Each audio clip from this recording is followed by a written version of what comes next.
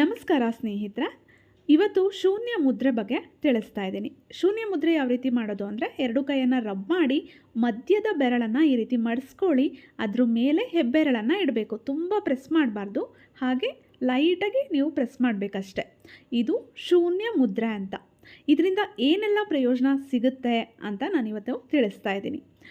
ನೋಡಿ, ಈ ರೀತಿ ನಿಮ್ಮ ತೊಡೆಗಳ ಮೇಲೆ ಇಟ್ಕೊಂಡು ನೀವು ಧ್ಯಾನ ಮಾಡಬೇಕಾದ್ರೆ, ಪ್ರಾಣಾಯಾಮ ಮಾಡಬೇಕಾದ್ರೆ, ಅಥವಾ ಹಾಗೆ ಕೂತ್ಕೊಂಡು ಟಿ ವಿ ನೋಡ್ತಿರ್ತೀರಾ ಅಂದರೆ ಅವಾಗ ಕೂಡ ಪ್ರಾಕ್ಟೀಸ್ ಮಾಡಬಹುದು. ಆದರೆ ವಾಕ್ ಮಾಡಬೇಕಾದ್ರೆ, ಓಡಾಡಬೇಕಾದ್ರೆ, ನಡೆದಾಡಬೇಕಾದ್ರೆ ಈ ಮುದ್ರೆಯನ್ನು ಪ್ರಾಕ್ಟೀಸ್ ಮಾಡಬೇಡಿ.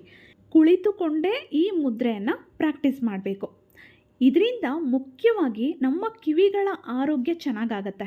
ತುಂಬ ಜನಕ್ಕೆ ಟಿನೈಟಸ್ ಪ್ರಾಬ್ಲಮ್ ಇರುತ್ತೆ. ಕಿವಿಯಲ್ಲಿ ಗುಯ್ ಅಂತ ಶಬ್ದ ಬರ್ತಿರುತ್ತೆ, ಕಿವಿ ನೋವು ಬರ್ತಿರುತ್ತೆ, ಅಥವಾ ಇತ್ತೀಚೆಗೆ ಯಾಕೋ ಕಿವಿ ಸರಿಯಾಗಿ ಕೇಳಿಸ್ತಿಲ್ಲ ಅಂತ ಹೇಳ್ತಿರ್ತಾರೆ. ಈ ಎಲ್ಲ ಸಮಸ್ಯೆ ಇರೋರಿಗೂ ಇದು ತುಂಬಾ ಪ್ರಯೋಜನಕಾರಿ. ಕಿವಿ ಸೋರುವ ಸಮಸ್ಯೆ ಕೂಡ ಮಾಯ ಆಗುತ್ತೆ. ಅಂದರೆ ಮಧ್ಯದಲ್ಲಿ ಅವ್ರಿಗೆ ಕೆಲವ್ರಿಗೆ ಮಾತು ನಿಂತೋಗ್ಬಿಟ್ಟಿರುತ್ತೆ. ಕಿವಿ ಮಧ್ಯದಲ್ಲಿ ಅಂದರೆ ಚಿಕ್ಕ ವಯಸ್ಸಿಂದ ಅಲ್ಲ, ಹುಟ್ಟಿದಾಗಿಂದ ಅಲ್ಲ, ಆಮೇಲೆ ಕಿವಿ ಕೇಳಿಸ್ದೇ ಇರೋವಂಥ ಸಮಸ್ಯೆ, ಮಾತು ಬರದೇ ಇರೋವಂತಹ ಸಮಸ್ಯೆ ಉಂಟಾಗ್ಬಿಟ್ಟಿರುತ್ತೆ. ಅಂಥವ್ರು ಪ್ರಾಕ್ಟೀಸ್ ಮಾಡಿದ್ರು ಕೂಡ ಇದು ಪ್ರಯೋಜನಕಾರಿ. ಹಾಗೆ ಎಷ್ಟೊಂದು ಕೇಸಸಲ್ಲಿ ಹುಟ್ಟಿದಾಗಿಂದನೇ ಕೆಲವ್ರಿಗೆ ಸಮಸ್ಯೆ ಇರುತ್ತೆ. ಅಂಥವ್ರು ಪ್ರಾಕ್ಟೀಸ್ ಮಾಡಿ ಕೂಡ ಗುಣ ಆಗಿರೋದು ಉಂಟು. ಅದರಿಂದ ಮಾತು ಬರದೇ ಇರೋರು, ಕಿವಿ ಕೇಳಿಸ್ದೇ ಇರೋರು ಕೂಡ ಇದನ್ನು ಪ್ರಾಕ್ಟೀಸ್ ಮಾಡಿದ್ರೆ ಒಳ್ಳೆಯದು. ಜೊತೆಗೆ ಇದು ನಮ್ಮ ದೇಹದಲ್ಲಿ ಯಾವುದೇ ಭಾಗ ಮರಗಟ್ಟುವಿಕೆ, ಜೋಮ್ ಹಿಡಿತಾ ಇದ್ದರೆ ಅಂಥವರು ಇದನ್ನು ಪ್ರಾಕ್ಟೀಸ್ ಮಾಡ್ಬೋದು. ಮತ್ತು ನಮ್ಮ ಮಂದತೆಯನ್ನು ಇದು ನಿವಾರಣೆ ಮಾಡುತ್ತೆ. ತುಂಬ ಜಡತ್ವ ಇರುತ್ತೆ, ಲೇಸಿನೆಸ್ ಇರುತ್ತೆ, ಅದನ್ನು ನಿವಾರಣೆ ಮಾಡುತ್ತೆ. ನೋಡಿ, ನೀವು ಶೂನ್ಯ ಮುದ್ರೆಯನ್ನು ಪ್ರಾಕ್ಟೀಸ್ ಮಾಡಿದ ನಂತರ ಈಗ ತೋರಿಸ್ತಿದ್ದೀನಲ್ಲ ನಾನು, ಪ್ರಾಣ ಮುದ್ರೆ, ಇದನ್ನು ಪ್ರಾಕ್ಟೀಸ್ ಮಾಡಬೇಕು.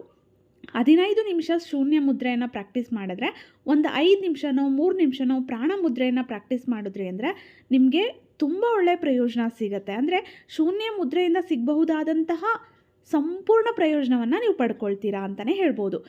ಒಂದೇ ಸಲ 45 ನಿಮಿಷ ಕೂತು ಮಾಡೋದಕ್ಕಾಗಲ್ಲ ಅಲ್ವಾ?